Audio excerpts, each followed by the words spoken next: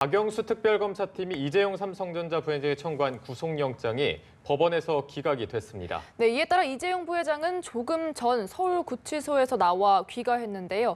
빠른 속도로 진행되던 특검의 수사는 제동이 걸렸습니다. 보도국 연결합니다. 김혜영 기자.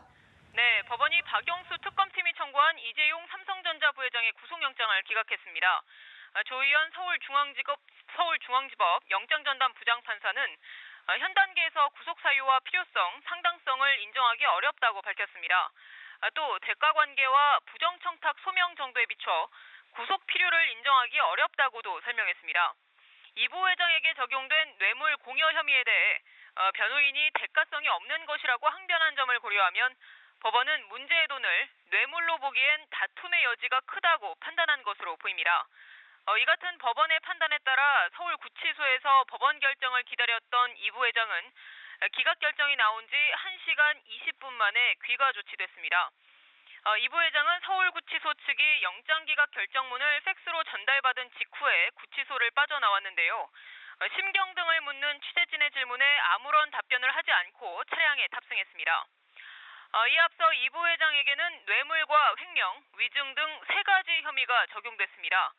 특검팀은 삼성그룹이 박 대통령과 최 씨 측에 430여억 원의 지원을 약속하고 실제로 250여억 원을 건넨 것으로 봤습니다. 여기에는 독일의 유령 법인에 지급되기로 약속되고 건너간 210여억 원과 미르 K스포츠재단에 낸 출연금 204억 원 등이 포함됐습니다. 수사팀은 삼성그룹이 이 부회장의 경영권 승계를 위해 재작년 삼성물산과 제일모직합병에 국민연금이 찬성하는 대가로 최 씨 일가를 지원한 것으로 봤습니다. 하지만 법원은 이 같은 특검팀의 주장을 받아들이지 않았습니다. 삼성 측은 어제 열린 피의자 신문에서 최 씨 일가의 거액을 후원한 것은 맞지만 박 대통령의 강요에 가까운 요구 탓에 어쩔 수 없이 지원한 피해자라는 입장을 밝혔습니다. 법원이 결국 삼성 측의 손을 들어준 건데요. 특검팀이 박근혜 대통령의 뇌물죄 수사의 최대 관문 돌파에 실패함에 따라 무리한 구속영장 청구라는 비판에 직면하는 것은 물론 수사의 동력도 급격히 약화될 수밖에 없을 것으로 전망됩니다. 네, 한편 박영수 특검팀은 곧장 내부 회의를 소집하고 후속 대응 논의에 들어갔죠.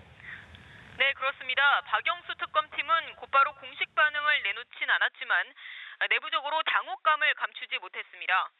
면세점 선정이나 사면 등과 관련해 박 대통령 측과 긴밀한 교감이 있었던 정황이 있는 SK와 롯데, CJ 등 다른 대기업으로 수사를 확대하려던 특검팀의 기존 전략도 수정이 불가피해졌기 때문입니다. 또 특검팀은 뇌물수수의 다른 축이 박 대통령이라고 판단해 다음 달 초 대면 조사할 예정이었지만 일정에 차질이 빚어질 공산이 커졌습니다. 이번 영장 기각 이후 특별한 상황 변화가 없는 한 특검이 영장을 재청구할 가능성은 크지 않다는 시각이 많습니다. 일각에서는 이 부회장의 혐의가 박 대통령이 연루된 뇌물 수사의 핵심 고리인 만큼 특검이 전례와는 달리 영장을 재청구할 수 있다는 관측도 제기됩니다. 특검 대변인인 이규철 특검보는 어제 브리핑에서 영장 기각 시 재청구 여부에 대해 아직 결론이 나지 않았다고 말했는데요. 영장 기각 상황을 맞이한 특검팀이 향후 어떤 대응에 나설지 주목됩니다. 지금까지 보도국에서 전해드렸습니다.